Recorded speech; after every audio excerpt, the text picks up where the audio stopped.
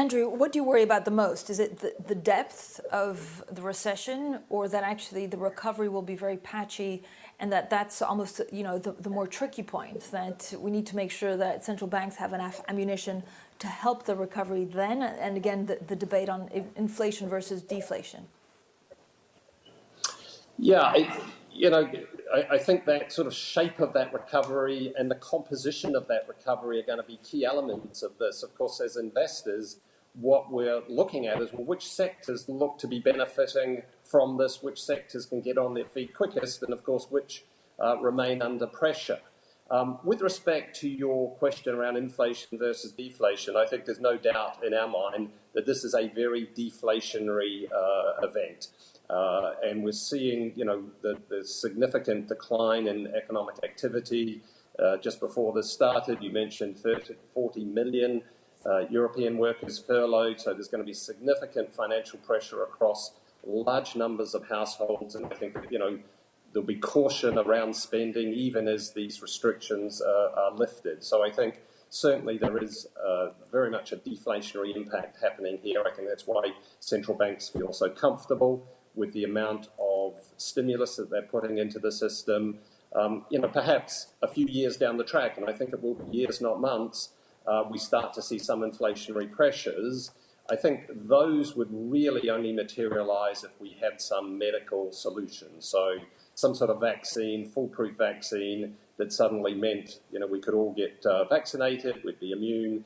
Suddenly that would certainly be a game changer. And clearly I'm no medical expert, but everything we're hearing from medical experts suggests that is going to be a long process, 12, 18 months or so.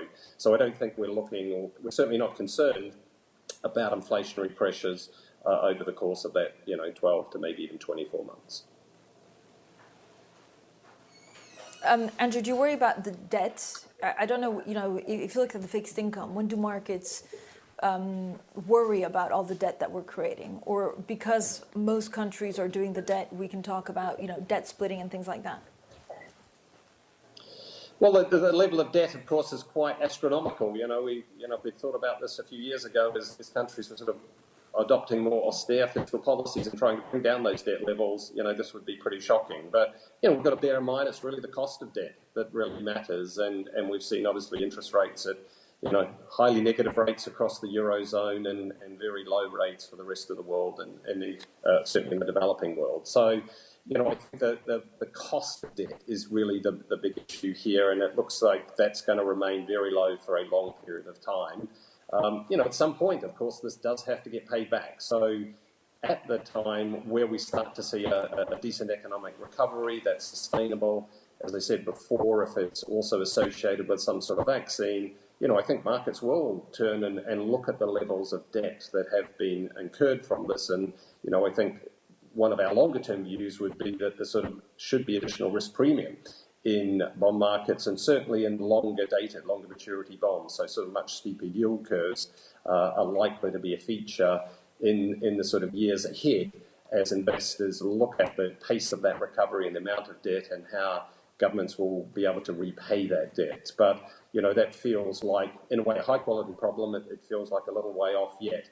For sure, I think we've sort of got to get through the trough of this economic decline before we start to be too concerned about just how much debt there is.